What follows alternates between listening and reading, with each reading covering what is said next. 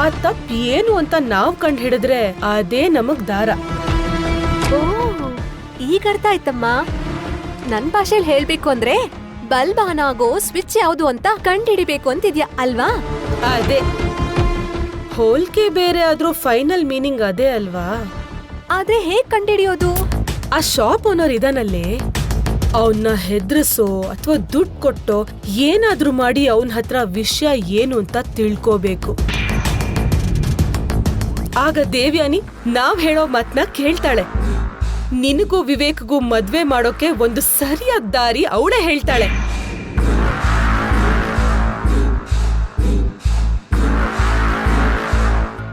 ಏನ್ ಜಾನು, ಕ್ಲಾಸ್ಗೇನೋ ಹೋಗ್ತೀಯಾ? ಕ್ಲಾಸ್ ಹೆಸರು ಹೇಳಿ ಮನೆಗ್ ಲೇಟ್ ಆಗಿ ಬಂದ್ರೆ ಮನೇಲಿ ಬಟ್ಟೆ ಪಾತ್ರ ಯಾರು ತೊಳಿತಾರೆ ಹೇಳಮ್ಮ? ಪಾಪ ಇವಳಿಗಂತೂ ಇಂಥ ಕೆಲ್ಸ ಎಲ್ಲ ಅಭ್ಯಾಸನೇ ಇಲ್ಲ.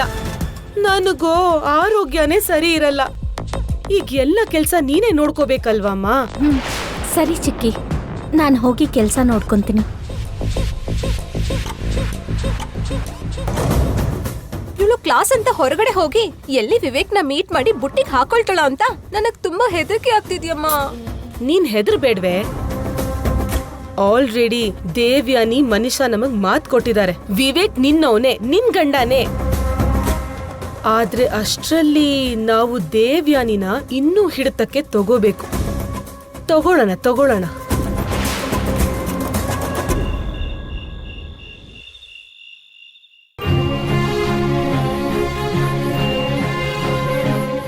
ಸುಧೀರ್, ನೀನ್ ಅಡ್ಗೆ ಆದ್ಮೇಲೆ ಹೇಳು, ನಾನ್ ಮಾಡ್ಕೋತೀನಿ. ಭಾಗ್ಯತ್ಗೆ ನಿಮ್ ಕೈಗೆ ಏಟಾಗಿದೆ ಅಲ್ವಾ, ಅದಕ್ಕೆ ನಿಮ್ಮ ಅಡ್ಗೆ ಕೂಡ ನಾನೇ ಮಾಡ್ಬಿಟ್ಟೆ. ಇಲ್ಲಿ ನೋಡಿ, ನಿಮ್ ಕರಿ ಈ ಬೌಲಲ್ಲಿದೆ. Thank you so much Sudheer. ಅಯ್ಯೋ ಅದ್ಗೆ ಇದಕ್ಕೆಲ್ಲ ಥ್ಯಾಂಕ್ಸ್ ಯಾಕೆ? ಸರಿ, ಈಗೆಲ್ರೂ ಮೊದಲು ಊಟ ಮಾಡ್ಲಿ, ಆಮೇಲೆ ನಾನು ಊಟ ಮಾಡ್ತೀನಿ. ಸರಿ ಅದ್ಗೆ. ಭಾಗ್ಯ, ನಿನಗೇನಾದ್ರೂ ಮಾಡಿ ತೊಂದರೆ ಕೊಡದೇ ಇದ್ರೆ ನನಗ್ ರಾತ್ರಿ ನಿದ್ದೆನೇ ಬರಲ್ಲ. ಏನ್ ಮಾಡ್ತೀನಿ ನೋಡ್ತಿರು.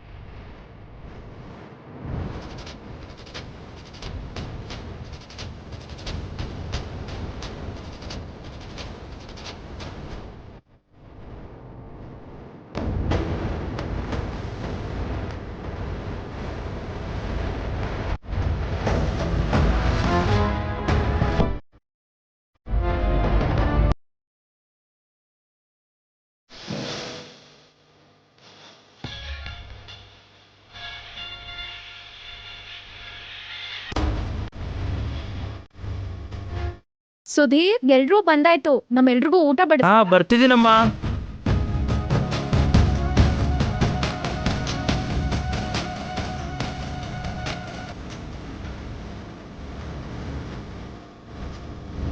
ಭಾಗ್ಯ, ನೀನು ಎಲ್ಲರ ಜೊತೆ ಕೂತು ಊಟ ಮಾಡ್ಬೋದಲ್ವಾ?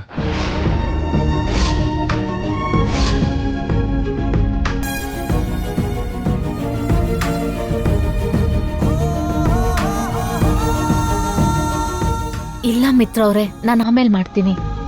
ಪರವಾಗಿಲ್ಲ ಭಾಗ್ಯ, ಬಂದು ಊಟ ಮಾಡು. ಭಾಗ್ಯನ್ ಕೈಗೆ ಪೆಟ್ಟಾದಾಗಿಂದ ಮಿತ್ರನಲ್ಲಿ ಏನೋ ಬದಲಾವಣೆ ಕಾಣಿಸ್ತಾ ಇದೆ. ಭಾಗ್ಯನ್ ಕಡೆ ಮನಸ್ಸು ವಾಲ್ತಾ ಇರೋ ಹಾಗಿದೆ. ಯಾವುದೇ ಪರಿಸ್ಥಿತಿನಲ್ಲೂ ಮಿತ್ರ ಭಾಗ್ಯನ್ಗೆ ಹತ್ರ ಆಗ್ಬಾರ್ದು. ಈ ಮನೆಯಿಂದ ದೂರ ಹೋಗ್ತಾ ಇರುವಂತ ಭಾಗ್ಯದಿಂದ ಮಿತ್ರ ಪ್ರೀತಿನ ಬೆಳೆಸ್ಕೋಬಾರ್ದು. ಆ ಅಭಿಮಾನದಿಂದ ಮತ್ತೆ ಯಾವುದೇ ರೀತಿ ಪ್ರಮಾದ ಮಿತ್ರನ ಹತ್ರ ಬರ್ಬಾರ್ದು. ಯಾವುದೇ ರೀತಿ ಆಪತ್ತು ಕೂಡ ಮಿತ್ರನ ಹತ್ರ ಬರ್ಬಾರ್ದು. ಈಗ್ಲೇ ನನ್ಗೆ ಹಸ್ವಾಗ್ತಿಲ್ಲ ಮಿತ್ರ ಅವ್ರೆ.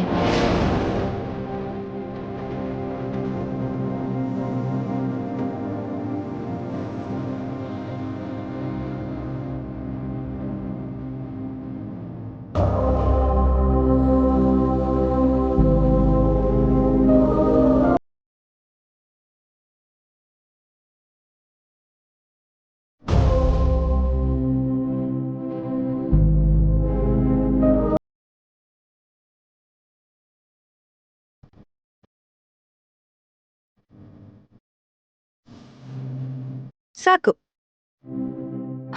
ಮನೀಷಾ, ಹ್ಮ್? ನಿನಗಿವತ್ತೊಂದು ಸರ್ಪ್ರೈಸ್. ಏನ್ ಆಂಟಿ ಅದು? ಇವತ್ತು ನಿನ್ಗೋಸ್ಕರನೇ ನನ್ ಕೈಯಿಂದನೇ ನಿನ್ಗೊಂದು ಸ್ಪೆಷಲ್ ಡಿಶ್ ಮಾಡಿದೀನಿ. ಅದ್ ನಿಂಗೆ ತುಂಬಾ ಇಷ್ಟ ಆಗುತ್ತೆ.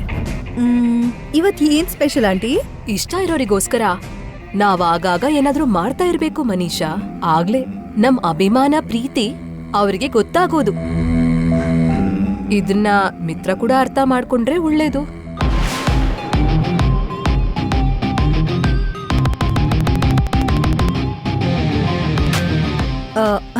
ಅಷ್ಟಕ್ಕೂ ಡಿಶ್ ಎಲ್ಲಿದೆ ಆಂಟಿ? ಸುಧೀರ್, ಆ ನಾನ್ ರೆಡಿ ಮಾಡಿರೋ ಕರಿ ತಂದು ಮನುಷ್ಯನ್ಗೆ ಬಡ್ಸು. ಆಯ್ತು ಅಮ್ಮ ಅವ್ರೆ. ಅದು ಕೇವಲ ಮನುಷ್ಯ ಒಬ್ಳಿಗ್ ಮಾತ್ರ. ಇನ್ಯಾರು ಆಸೆ ಪಡಬಾರ್ದು. ಇನ್ಯಾರು ಅದನ್ನ ತಿನ್ಲೂಬಾರ್ದು. ಅಂಥ ಅದೃಷ್ಟ ನಮ್ಗೆ ಯಾಕೆ ಬಿಡಿ ಮಾಮ್. ನಿನ್ಗೆ ನಾನ್ ಮಾಡೋ ಅಡಿಗೆ ಇಷ್ಟ ಆಗಲ್ವಲ್ಲ, ಅದಕ್ಕೆ ನಿನ್ಗೋಸ್ಕರ ಮಾಡೋದೇ ಇಲ್ಲ. ಬದುಕೊಂಡೆ.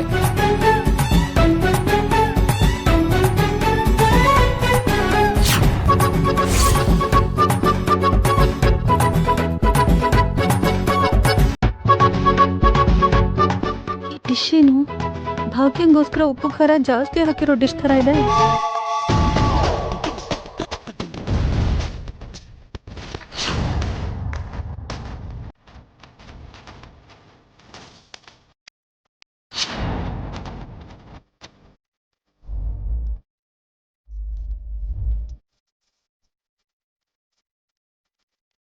ನಾನ್ ಬಿಡಿಸ್ತೀನಿ ಬಿಡು. ಆಯ್ತಮ್ಮ. ಆಂಟಿ, ಇದು ನೀವ್ ನನ್ಗೋಸ್ಕರ ಮಾಡಿರೋ ಡಿಶಾ? ಹೌದು ಮನೀಷಾ, ತುಂಬಾ ಟೈಮ್ ತಗೊಂಡು ನಿನ್ಗೋಸ್ಕರ ಮಾಡಿದೀನಿ. ತಿಂದು ಹೇಗಿದೆ ಅಂತ ಹೇಳು, ಓಕೆನಾ?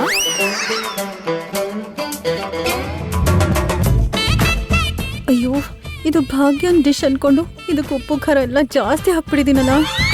ನಾನ್ ತೆಗ್ದಿರೋ ಗುಂಡಿಗೆ ನಾನೇ ಬಿದ್ದೆ. ಇವಾಗ ಹೇಗ್ ತಿನ್ನೋದು? ತಿಂದೇ ಇದ್ರೆ ದೇವಿಯಾನಿ ಆಂಟಿಗೆ ಬೇಜಾರಾಗುತ್ತೆ.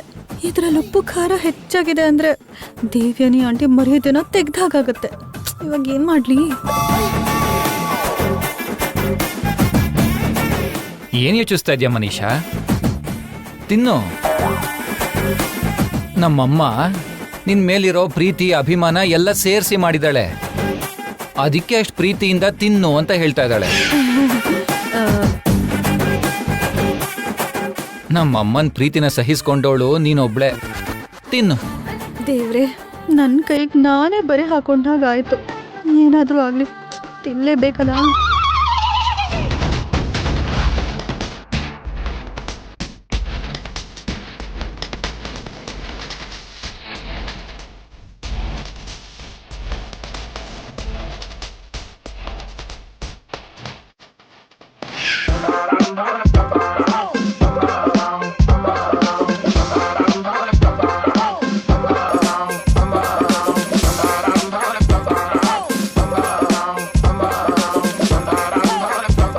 ಹೇಗಿದೆ ಮನೀಷಾ, ನಮ್ಮಮ್ಮ ಮಾಡಿರೋ ಸ್ಪೆಷಲ್ ಡಿಶ್?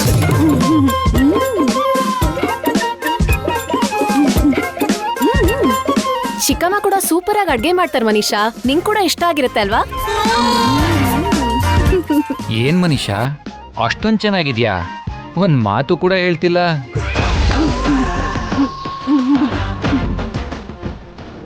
ಮನೀಷಾ ಎಕ್ಸ್ಪ್ರೆಷನ್ಸ್ ನೋಡ್ತಿದ್ರೆ ಗೊತ್ತಾಗ್ತಿಲ್ವೇನೋ? ದೇವಯಾನಿ ಮಾಡಿರೋ ಅಡುಗೆನ ಎಷ್ಟು ಚೆನ್ನಾಗಿದೆ ಅಂತ ಅನ್ಕೊಂಡಿದ್ದಾಳೋ.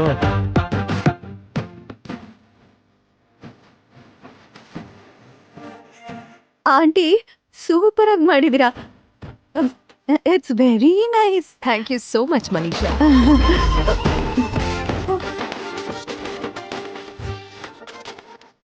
ಮನೀಷಾ, ಇದೆಲ್ಲ ನಿಂಗೋಸ್ಕರನೇ. 1 ಸ್ಪೂನ್ ಕೂಡ ಉಳ್ಸೋ ಹಾಗಿಲ್ಲ, ಅರ್ಥ ಆಯ್ತಾ? ಇನ್ನೂ ಸ್ವಲ್ಪ ಹಾಕ್ತಿವೇರು. ಇನ್ನು ಸ್ವಲ್ಪ ತಿನ್ನು. ತಿನ್ನು.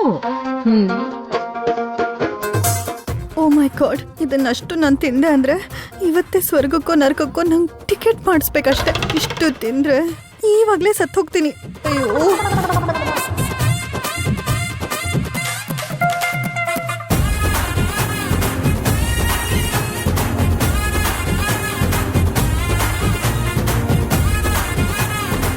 Manisha, are you okay? I am okay aunty. Devyani aunty ಮಾಡಿರೋ ಡಿಶ್ ತುಂಬ ತುಂಬ ಚೆನ್ನಾಗಿದೆ. ಅದಕ್ಕೇನಾ ಅಷ್ಟು ಎಂಜಾಯ್ ಮಾಡ್ಕೊಂಡು ತಿಂತಿದ್ಯಾ? ಎಲ್ಲಿ ನಾನು ಸ್ವಲ್ಪ ಟೇಸ್ಟ್ ಮಾಡಿ. ಮಿತ್ರ, ಇದು ಆಂಟಿ ನಂಗೋಸ್ಕರ ಅಂತ ಸ್ಪೆಷಲ್ ಆಗಿ ಮಾಡಿದ್ದು.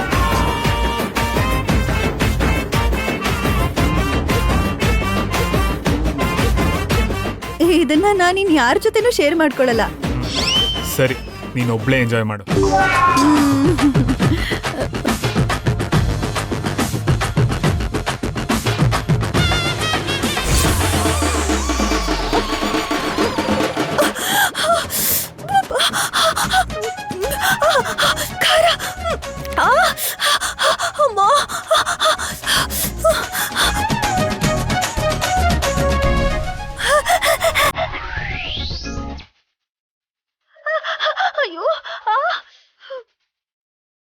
Manisha, are you okay?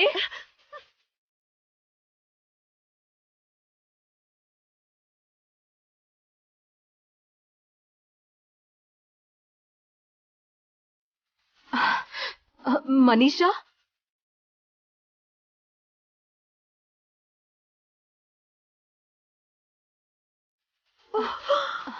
Manisha, ಏನಾಯ್ತು ಮನೀಷಾ? ಯಾಕೆ ವಾಮಿಟ್ ಮಾಡ್ತಿದ್ಯಾ? ನಾನ್ ಮಾಡಿದ ಅಡಿಗೆ ಇಷ್ಟ ಆಗ್ಲಿಲ್ವಾ? ಖಾರ ಖಾರ ಆಂಟಿ, ಖಾರ ತಡಿಯೋಕಾಗ್ದೆ ತಿಂದಿದ್ದೆಲ್ಲ ವಾಮಿಟ್ ಮಾಡ್ಬಿಟ್ಟೆ. ಅದೇನ್ ಮನೀಷಾ, ನಾನ್ ಮಾಡಿದ್ರಲ್ಲಿ ನೀನ್ ತಿನ್ನಕ್ಕಾಗ್ದಿರೋ ಅಷ್ಟು ಖಾರ ಇತ್ತಾ? ಇಲ್ಲ ಆಂಟಿ, ನೀವು ಕರೆಕ್ಟಾಗೆ ಹಾಕಿರ್ತೀರಿ. ನನ್ನ ಬುದ್ಧಿನೇ ಮಣ್ಣು ತಿಂದಿತ್ತು. ಆ ಡಿಶ್ನ ಡೇಂಜರಸ್ ಮಾಡ್ಬಿಟ್ಟೆ. ಆದ್ರೆ ನೀನೇನ್ ಹೇಳ್ತಿದ್ಯೋ ನಂಗೇನು ಅರ್ಥ ಆಗ್ತಿಲ್ಲ ಮನೀಷಾ. ಆ ಡಿಶ್ ನಮ್ ಸುಧೀರು ಭಾಗ್ಯಗೋಸ್ಕರ ಮಾಡಿದ್ದು ಅನ್ಕೊಂಡು ಭಾಗ್ಯಂಗ್ ಕಷ್ಟ ಕೊಡೋದಕ್ಕೆ ಅದಕ್ಕೆ ಉಪ್ಪು ಖಾರ ಸುರಿದೆ ಆಂಟಿ. ಹೋಗಿ ಹೋಗಿ ನನಗೆ ಸಿಗತ್ತೆ ಅಂತ ಅನ್ಕೊಳ್ಳಿಲ್ಲ. ಹೋದ್ರೆ ಹೋಯ್ತು, ಅಷ್ಟೊಂದು ಉಪ್ಪು ಖಾರ ಇರ್ಬೇಕಾದ್ರೆ ಅದನ್ನ ಏನಕ್ ತಿನ್ನಕ್ ಹೋದೆ ಮನೀಷಾ? ಅಲ್ಲೇ ತಿನ್ನೋದನ್ನ ಬಿಡ್ಬೇಕಿತ್ತಲ್ಲ. ಹಾಗೆ ಮಾಡಿದ್ರೆ ಏನಾಗ್ತಿತ್ತು? ಎಲ್ರ ಮುಂದೆ ನಿಮ್ ಮರ್ಯಾದೆ ಹೋಗ್ತಿತ್ತು. ಎಲ್ರ ಮುಂದೆ ನಾನ್ ನಿಮ್ಗೆ ಅವಮಾನ ಮಾಡ್ದಾಗ ಆಗ್ತಿತ್ತು. ನಿಮ್ ಅಡ್ಗೆ ಚೆನ್ನಾಗಿಲ್ಲ ಅಂತ ಸರ್ಟಿಫಿಕೇಟ್ ಕೊಟ್ಟಾಗ ಆಗ್ತಿತ್ತು. ಜೊತೆಗೆ ಉಪ್ಪು ಖಾರ ಹೆಚ್ಚಾಗಿದೆ ಅಂತ ನಾನ್ ನಿಮಗೆ ಹೇಳಿದ್ರೆ ನೀವು ಮಾತ್ರ ಸುಮ್ಮನೆ ಇರ್ತಿದ್ರಾ? ಕೋಪ ಬಂದು ನಾನ್ ಹಾಕ್ದಿದ್ರು ಆ ಡಿಶ್ ಅಲ್ಲಿ ಅಷ್ಟು ಉಪ್ಪು ಖಾರ ಹೇಗ್ ಬಂತು ಅಂತ ಅಲ್ಲೇ ನೀವು ಕ್ವೆಶ್ಚನ್ ಮಾಡ್ತಿದ್ರಿ. ಎಲ್ರೂ ಸರಿಯಾಗಿ ಯೋಚನೆ ಮಾಡಕ್ ಶುರು ಮಾಡಿದ್ರೆ ಕೊನೆಗೆ ನಾನೇ ಅದ್ರಲ್ಲಿ ಉಪ್ಪು ಖಾರ ಹಾಕಿದ್ದು ಅಂತ ಎಲ್ರಿಗೂ ಗೊತ್ತಾಗ್ತಿತ್ತು. ಕೆಲಸದವ್ರು ಮಾಡಿರೋ ಅಡುಗೆ ಆದ್ರೆ ಹೇಗಾದ್ರೂ ಮಾಡಿ ಅವ್ರ ಮೇಲೆ ತಪ್ಪು ಹೊರಿಸ್ತಿದ್ದೆ. ಆದ್ರೆ ನೀವು ಮಾಡಿದ್ದಕ್ಕೆ ಏನು ಮಾತಾಡದೆ ತಿನ್ನೋ ಹಾಗಾಯ್ತು. ಶಭಾಷ್ ಮನೀಷಾ.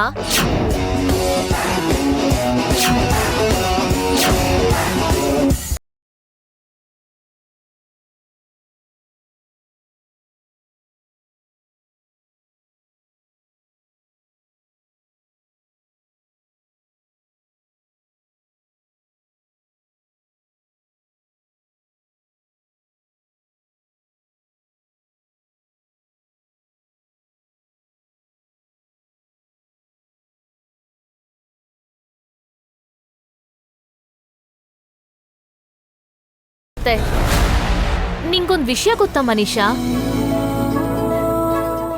ಯುದ್ಧಕ್ಕೆ ಕತ್ತಿನ ರೆಡಿ ಮಾಡೋವಾಗ ಕತ್ತಿ ಪೂರ್ತಿ ಶಾರ್ಪ್ ಆದ್ರೆ ಸಾಕಾಗಲ್ಲ, ಆ ಕತ್ತಿನ ಹಿಡಿಯೋಕೆ ಹಿಡ್ಕೆ ಇರ್ಬೇಕು. ಕತ್ತಿ ಹಿಡಿಬೇಕಂದ್ರು, ಯುದ್ಧದಲ್ಲಿ ಕತ್ತಿನ ಬೇಕಾದ ಹಾಗೆ ತಿರುಗಿಸ್ಬೇಕು ಅಂದ್ರು ಆ ಹಿಡಿಕೆ ಬೇಕೇ ಬೇಕು. ನೀನೇನೋ ಹಿಡ್ಕೆ ಇಲ್ದಿರೋ ಕತ್ತಿನ ರೆಡಿ ಮಾಡ್ಕೊಂಡು ಯುದ್ಧಕ್ಕೆ ಇಳಿತಾನೆ ಇರ್ತೀಯ. ಅದಕ್ಕೆ ಅದು ಶತ್ರುಗಳ ಮೇಲೆ ದಾಳಿ ಮಾಡದೆ ಬದಲಾಗಿ ನಿನ್ ಕೈಗೆ ಗಾಯ ಮಾಡ್ತಿರುತ್ತೆ. ಆದ್ರೂ ಇಷ್ಟೊಂದ್ ಬುದ್ಧಿ ಕಡಿಮೆ ಆದ್ರೆ ಹೇಗ್ ಮನೀಷಾ? ನೋಡು, ನನ್ನ ಸೋಲಿಸ್ಬೇಕು ಅಂದ್ರೆ ಈ ತರದ್ ಕೆಲ್ಸಕ್ ಬರ್ದಿರೋ ಪ್ಲಾನ್ ಮಾಡ್ಬೇಡ. ವರ್ಕ್ ಆಗೋ ಹಾಗೆ ದೊಡ್ಡ ಪ್ಲಾನ್ ಮಾಡೋ ಚಾನ್ಸ್ ಇರುತ್ತೆ. ಏನು ಭಾಗ್ಯ, ಇಷ್ಟು ನಡೆದಿದ್ದಕ್ಕೆ ನನ್ ಮೇಲೆ ಗೆದ್ಬಿಟ್ಟೆ ಅಂತ ಭ್ರಮೆಯಲ್ಲಿದ್ಯಾ?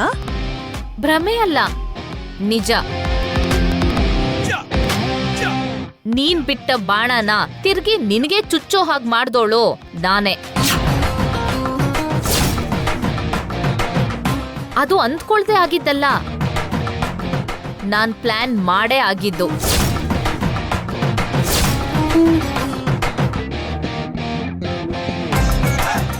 ಏನು ನೀನ್ ಮಾಡಿದ್ದ? ಹೌದು. ಸುಧೀರ್ ನನ್ಗೋಸ್ಕರ ಮಾಡಿರೋ ಅಡ್ಗೆ ವಿಷಯ ಹೇಳ್ದಾಗ್ಲೇ ನಿನ್ ಕಣ್ಣು ಅದ್ರ ಮೇಲ್ ಬಿದ್ದಿತ್ತು. ಆಗ್ಲೇ ನನ್ಗೆ ಅರ್ಥ ಆಯ್ತು ನೀನ್ ಏನೋ ಮಾಡ್ತೀಯ ಅಂತ. ನಾನೇ ಅಲ್ಲಿದ್ದ ಬೌಲ್ನ ಬದಲಾಯಿಸಿದ್ದು.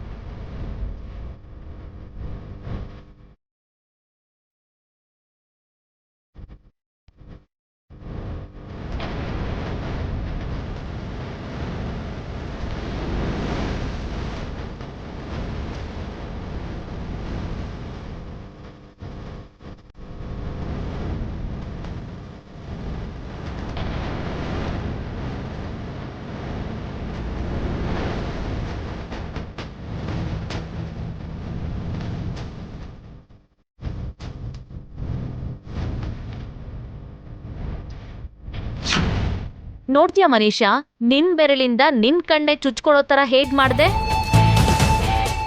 ಇನ್ನೊಂದ್ಸಲ ನನ್ ವಿರುದ್ಧ ಪ್ಲಾನ್ ಮಾಡಿದ್ರೆ ಇನ್ನು ಸ್ವಲ್ಪ ಗಟ್ಟಿಯಾಗಿ ಪ್ಲಾನ್ ಮಾಡು. ಹೀಗೆ ಫ್ಲಾಪ್ ಆಗೋ ಪ್ಲಾನ್ ಮಾಡ್ಬೇಡ, ಅರ್ಥ ಆಯ್ತಾ?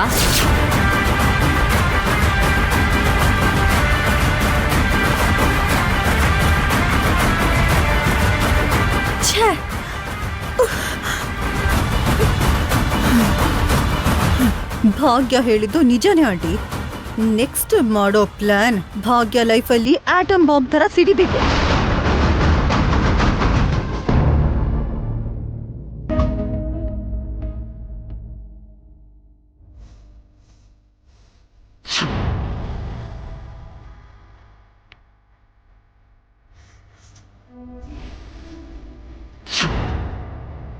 ಭಾಗ್ಯಲಕ್ಷ್ಮಿ ಪ್ರಾಜೆಕ್ಟ್ ಬಗ್ಗೆ ಕ್ಲೈಂಟ್ಸ್ಗೆ ಚೆನ್ನಾಗಿ ಎಕ್ಸ್ಪ್ಲೈನ್ ಮಾಡಿದ್ಲು. ಆದರೂ ಇದರಲ್ಲಿ ಸಣ್ಣ ಸಣ್ಣ ಚೇಂಜಸ್ ಮಾಡಿದ್ರೆ ಚೆನ್ನಾಗಿರುತ್ತೆ.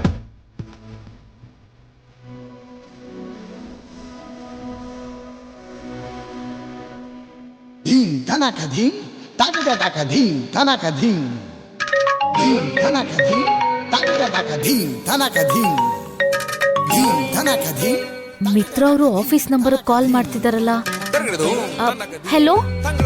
ಹಾಯ್ ಭಾಗ್ಯಲಕ್ಷ್ಮಿ. ಹೇಳಿ ಸರ್. ನೀನು ಹೊಸ ಪ್ರಾಜೆಕ್ಟ್ ಬಗ್ಗೆ ಕ್ಲೈಂಟ್ಸ್ಗೆ ನೀನು ಎಕ್ಸ್ಪ್ಲೈನ್ ಮಾಡಿದ್ದು ಚೆನ್ನಾಗಿತ್ತು. ಆದರೆ ಅದರಲ್ಲಿ ಚೇಂಜಸ್ ಮಾಡಿದ್ರೆ ಇನ್ನೂ ಚೆನ್ನಾಗಿರುತ್ತೆ. ಅದ್ರ ಬಗ್ಗೆ ಆಫೀಸಲ್ಲಿ ಡಿಸ್ಕಸ್ ಮಾಡಬೇಕು. ಅದನ್ನ ಹೇಳೋದಕ್ಕೆ ಫೋನ್ ಮಾಡಿದೆ. ಖಂಡಿತ ಸರ್. ನಾಳೆ ಆಫೀಸಲ್ಲಿ ನಂಗೊಂದ್ಸಲ ಇದನ್ನು ನೆನಪು ಮಾಡ್ತೀಯಾ?